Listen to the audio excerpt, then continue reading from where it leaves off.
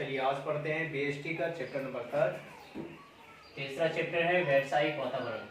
चूंकि हम लोग चैप्टर 1 भी पढ़ चुके हैं और चैप्टर 2 भी पढ़ चुके हैं, ऑब्जेक्टिव सब्जेक्टिव दोनों पढ़ चुके हैं। अब चैप्टर नंबर 3 का सब्जेक्टिव कल सभी को भेज दिया गया था और आज पढ़ते हैं, सॉरी ऑब्जेक्टिव भेज दिया गया था, आज पढ़ते हैं सब्जेक्टिव यानी व्यावसायिक वातावरण। इनका पहला क्वेश्चन है व्यावसायिक वातावरण क्या है, इनकी विशेषता। जैसे कि आपको पहले बता चुके हैं, किसी भी क्वेश्चन का आंसर लिखेंगे तो उसको कम से कम 3 स्टेप में लिखेंगे या नीचे से नीचे 2 स्टेप। आप उस फर्स्ट स्टेप में आंसर लिख दें, दूसरे स्टेप में आप दूसरा शब्द लिख दें या फिर परिभाषा दे दें, तीसरे स्टेप में इस प्रकार लिख सकते हैं। और विशेषता में वही क्वेश्चन को तोड़ तोड़ के बिठा दें। जैसे आप क्वेश्चन है व्यावसायिक वातावरण क्या है, इनकी विशेषता, तो आप इसका आंसर लिख सकते हैं। व्यवसाय मतलब होता है कहीं पर क्रय विक्रय किया जाना या फिर वस्तु का बहुत सारा भंडार जमा रखना। और वातावरण होता है यानी समय, मौसम, परिस्थिति, स्थिति। तो ऐसा आप लिख सकते हैं, जब कोई उद्योग धंधा कोई व्यवसाय वातावरण से प्रभावित होता है, यानी वातावरण के अनुसार प्रत्यक्ष और अप्रत्यक्ष रूप से चलता रहता है, उसे क्या कहते हैं, व्यावसायिक वातावरण कहते हैं। क्या लिखेंगे, जब कोई व्यवसाय वातावरण से, ऐसे भी लिख सकते हैं, जब कोई व्यवसाय वातावरण से प्रत्यक्ष और अप्रत्यक्ष यानी डायरेक्ट इनडायरेक्ट दोनों रूप से प्रभावित होता है, दोनों रूपों का सामना करता है। कोई भी व्यवसाय वातावरण का प्रत्यक्ष और अप्रत्यक्ष दोनों रूपों का सामना करके चलता रहता है, तो इसको क्या कहते हैं, व्यावसायिक वातावरण कहते हैं। साल के अनुसार, अब साल भी यही कहता है क्या कि कोई भी व्यवसाय जो है वो बाहरी वातावरण और आंतरिक वातावरण दोनों से प्रभावित होता है, यानी प्रत्यक्ष और अप्रत्यक्ष, डायरेक्ट इनडायरेक्ट दोनों रूपों से प्रभावित होता है। बाहरी और आंतरिक रूपों से, बाहरी वातावरण और आंतरिक वातावरण से व्यवसाय प्रभावित होता है, जिस कारण उसे क्या कहते हैं, व्यावसायिक। अब इस प्रकार लिख सकते हैं, इस प्रकार के अनुसार ऐसा लिख सकते हैं, इस प्रकार में मतलब उसी को तोड़कर क्या ऐसा लिख सकते हैं। इस प्रकार हम यह कह सकते हैं कि, इस प्रकार हम यह कह सकते हैं कि जब कोई व्यवसाय वातावरण के साथ बदलते रहता है या फिर जब कोई बदलते समय के साथ व्यवसाय बदलते रहता है, तो इस बदलने की प्रक्रिया को क्या कहते हैं, व्यावसायिक वातावरण। यानी जब कोई दुकान, जब कोई बिजनेस, जब कोई उद्योग, जब कोई व्यवसाय, जब कोई फैक्ट्री वातावरण के अनुसार, जैसे ठंडा है तो वो ठंडा के अनुसार जो है वस्तु को निर्माण करेगा, गर्मी है तो गर्मी के अनुसार वो वस्तु को निर्माणित करेगा। तो जब कोई, इस प्रकार हम ये कह सकते हैं कि जब कोई व्यवसाय बदलते समय के अनुसार कार्य करता है तो उसे क्या कहते हैं, व्यावसायिक वातावरण कहते हैं। बट अगर कोई व्यवसाय है, अभी ऐसा बोले कि ठंडा है तो उसको कंबल, शॉल ये सब निकालना है, अब वो कंबल नहीं निकाल के फिर जो है वही गंजी ही निकाल रहा है, तो समझिए फिर वो व्यावसायिक वातावरण के अनुसार वो कार्य नहीं किया, है ना। जैसे कोई ऐसा उद्योग है जो ठंडा के मौसम में शॉक्स वगैरह ज्यादा निकलता है ना, अब वो गर्मी में ही ज्यादा निकाले तो समझिए वो वातावरण के अनुसार कार्य नहीं किया।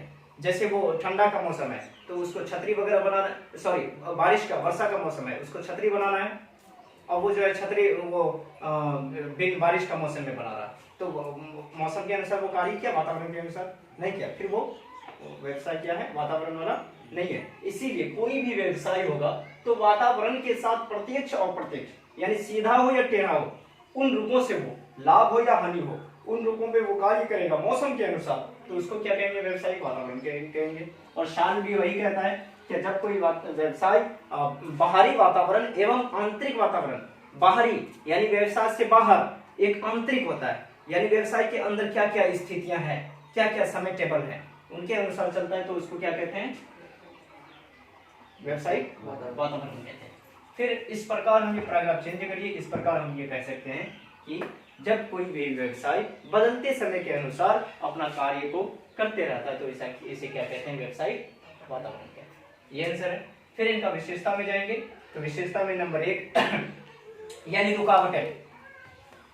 व्यावसायिक वातावरण में समय और मौसम के साथ विभिन्न रुकावटें होती है। जैसे बारिश हो गई, तो वाहन आदि को चलने में कठिनाई होगी, रुकावटें होती। फिर जटिलता, व्यवसायिक वातावरण काफी जटिल होता है, यानी काफी वो उनको कार्य करने में बहुत दिक्कतों का सामना करना पड़ता है, क्योंकि वो मौसम के साथ सामान को बदलते रहेगा। एक किराना आइटम जो है वो लोग समय से उसको मतलब नहीं है, 12 महीना वो एक ही प्रकार का वस्तु निकालेगा।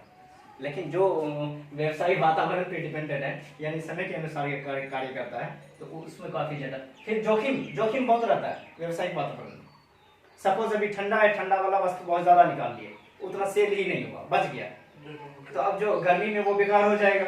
अब गर्मी का मौसम आया तो गर्मी वाला वस्तु निकालेंगे, तो जोखिम बहुत ज्यादा होता है, रिस्की होता है। कितना वस्तु निकालेंगे, खपत हो जाना चाहिए, बर्बाद नहीं होना चाहिए। फिर इसमें सूक्ष्म एवं व्यापक, थोड़ा थोड़ा वस्तु निकालते हैं डर के मारे, बर्बाद ना हो जाए, ज्यादा नुकसान ना हो जाए मुझे। फिर है सापेक्षता, इसमें सापेक्षता ज्यादा होता है, यानी वस्तु को निर्माण करने के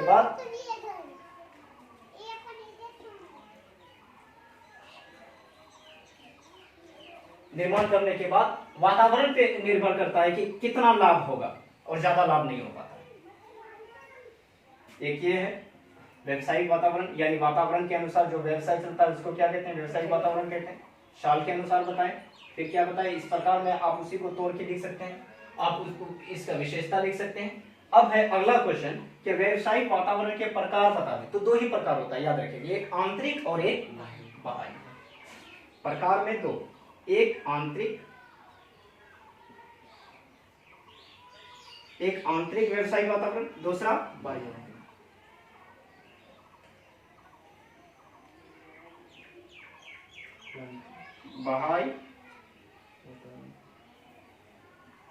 व्यवसायिक वातावरण। एक आंतरिक होता है, दूसरा बाह्य। आप इसका डिफिनेशन लिख सकते हैं। आंतरिक में वे व्यवसाय जिसके आंतरिक रूप में या फिर अंदर होने वाले कार्यों में समय का पालन किया जाता है, स्थिति परिस्थिति के अनुसार कार्य किया जाता है, तो उसे क्या कहते हैं, आंतरिक व्यवसायिक वातावरण। और वे व्यवसाय जिसके लिए बाहरी वातावरण का उपयोग किया जाता है, तो उसे क्या कहते हैं, बाह्य व्यवसायिक वातावरण। जैसे आप ऐसा लें कि आंतरिक व्यवसायिक वातावरण, ये मेरा बिजनेस है। अब ये बिजनेस में तो हम आंतरिक वातावरण में क्या करते हैं, अंदर आए, और अंदर आने के बाद यहाँ का स्थिति देखते हैं। उधर फैन है लगा हुआ, उधर नहीं उधर होना चाहिए, उधर टेबल है लगा हुआ, उधर नहीं उधर होना चाहिए, उधर मशीन है उधर होना चाहिए, यानी समय के अनुसार। अभी 4 बज रहा है, 5 बजे तक मुझे ये करना चाहिए, तो गर्मी ज्यादा है, एसी लगाना चाहिए। ये सब हो गया आंतरिक वातावरण, यानी यहाँ का समय कैसा है, यहाँ का स्थिति कैसा है, इसको सही करना है। और दूसरा होता है बाह्य वातावरण, यानी बाह्य वातावरण ज्यादा इंपॉर्टेंट है, क्योंकि बाह्य वातावरण वे वातावरण जो व्यवसाय के बाहर जिस वातावरण का उपयोग किया जाता है उसे कहते हैं बाह्य वातावरण। जैसे बोले यहाँ पर वस्तु तैयार हुआ, अब उसको गाड़ी में जब भेजेंगे तो वर्षा जो होगा बाहर होगा ना, बिजनेस से बाहर, अंदर नहीं होगा। ठंडा होगा बाहर, अंदर तो हम लोग सेफ रहेंगे, गर्मी होगा बाहर, तो वो वातावरण से निपटना होगा। बाह्य वातावरण जैसे समाज हो गया, राजनीतिक हो गया, आर्थिक हो गया, वो सब वातावरण क्या हो जाता है, बाह्य वातावरण हो जाता है। समाज, जैसे यहाँ से वस्तु भेजेंगे तो समाज का स्थिति कैसा होगा, कौन सा समाज मेरा वस्तु को खरीदेगा नहीं खरीदेगा। राजनीतिक स्थिति कैसा होगा, पता चला किसी इलाके में एमएलए आया और हमको मेरा वस्तु को घुसने नहीं दिया, तो वो बर्बाद हो जाएगा। वो बाह्य वातावरण, मेरा बिजनेस में एमएलए नहीं रुकावटें डालेगा, वो कहाँ डालेगा, बाहर डालेगा। समाज मेरा बिजनेस में नहीं घुसेगा, वो कहाँ घुसेगा, बाहर मुझे वो प्रॉब्लम करेगा। तो बाह्य वातावरण में सामाजिक आदि हो जाएगा, वर्षा आदि। लेकिन आंतरिक में, यानी बिजनेस के अंदर जो भी स्थितियां होगी उसको क्या कहेंगे, आंतरिक। और बिजनेस के बाहर जो भी स्थिति परिस्थिति होगी उसको कहेंगे बाह्य वातावरण। ये तो क्वेश्चंस हैं।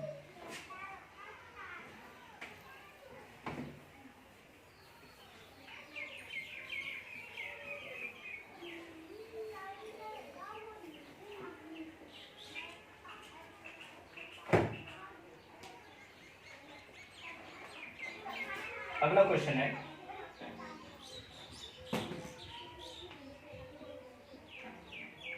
नई आर्थिक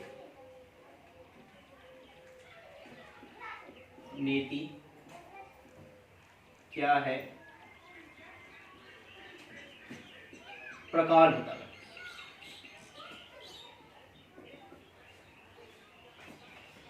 नहीं आती है। अब इस क्वेश्चन का आंसर देखेंगे तो ऐसा है, क्या विश्व में फर्स्ट वर्ल्ड वॉर हुआ 1914 से 1918 तक, 1914 से 1918 तक, पहला प्रथम विश्व युद्ध। प्रथम विश्व युद्ध के कारण पूरे विश्व में तबाहियां मची, गरीबी आ गई। तो सारे बिजनेसमैन मिलकर सोचा क्या अब देश में प्रगति लाने के लिए क्या किया जाए, तो नई आर्थिक नीति बनाया जाए। तो उस प्रथम विश्व युद्ध के बाद बना, लेकिन वे नई आर्थिक नीति सक्सेस नहीं हुई। जो 10th क्लास में पढ़ते वो सक्सेस नहीं हुई। उसके बाद वर्ल्ड स्तर पर मिलाकर एक रूल बनाया गया और नियम बनाया गया, ऐसा करें 1991 में, चूंकि 1991 में रूस का भी विघटन हुआ था, तो 1991 में ऐसा नियम बनाया गया, क्या एक हम लोगों को नीति बनाया जाए, ऐसी नीति बनाया जाए जो नया हो और इस नया नीति को पूरे दुनिया में फॉलो किया जाए, इसी नया नीति के अनुसार विकास किया जाए। तो इसका आंसर आप जब लिखेंगे ऐसे लिखेंगे, पूरे विश्व स्तर पर 1991 में 1991 में पूरे विश्व स्तर पर 1991 में अर्थव्यवस्था को चलाने के लिए या अर्थव्यवस्था में विकास के लिए या अर्थव्यवस्था को शुद्ध रूप से लागू करने के लिए एक नीति लागू की गई, जिसे क्या कहते हैं, नई आर्थिक नीति कहते हैं। 1991 में अर्थव्यवस्था को सही करने के लिए, अर्थव्यवस्था में विकास के लिए एक शुद्ध रूप से क्या की कोई नीति बनाएगी, एक नीति बनाएगी, जिसे क्या कहते हैं, नई आर्थिक नीति कहते हैं। इस नीति को सर्वप्रथम अमेरिका स्वीकार किया और भारत में भी इस नीति को 1900 यानी जुलाई 1991 में लागू किया गया। अब पैराग्राफ चेंज करके इस वर्ड को लिखेंगे। पहले तो लिख देंगे कि वह नीति जिसे पूरे दुनिया का अर्थव्यवस्था को चलाने के लिए, पूरे दुनिया का अर्थव्यवस्था में विकास के लिए लागू किया गया, उस नीति को क्या कहते हैं, नई आर्थिक नीति कहते हैं। पैराग्राफ चेंज करके लिखेंगे, भारत में इस नीति को जुलाई 1991 में कीजिएगा। वित्त मंत्री डॉक्टर मनमोहन सिंह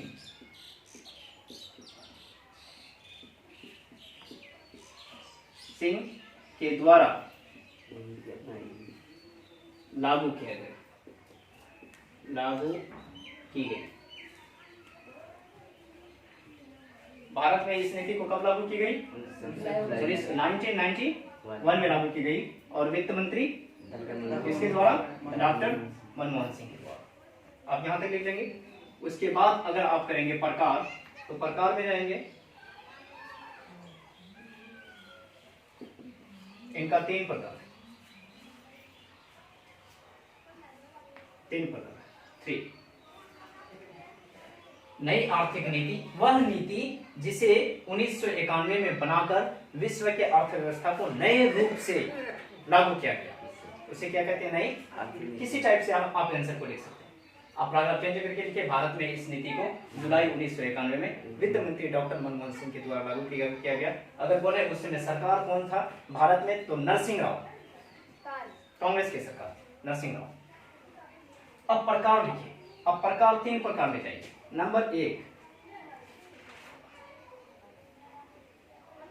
उदारीकरण,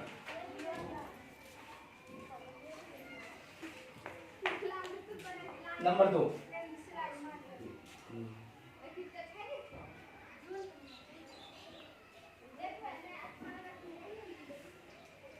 निजीकरण, नंबर 3 वैश्वीकरण।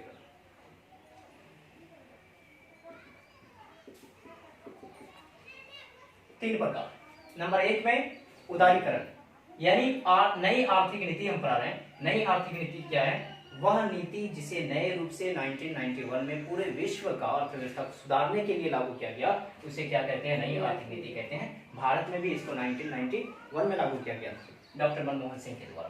तो अब है इनका प्रकार, अगर बोले तो 3 प्रकार है, एक उदारीकरण, एक निजीकरण, एक वैश्वीकरण। आप सिंपल में डेफिनेशन समझे, मैट्रिक में भी इसको पढ़े थे, बट यहाँ सिंपल में समझे। उदारीकरण यानी उदार, उदार मतलब होता है स्वतंत्र। उदारीकरण वह नीति, या फिर ऐसा लिखें कि जब कोई व्यक्ति को बिजनेस के क्षेत्र में, व्यवसाय के क्षेत्र में स्वतंत्र निर्णय के लिए रखा जाता है, उस पर किसी प्रकार का दबाव नहीं दिया जाता है, तो उसे कहते हैं उदारीकरण।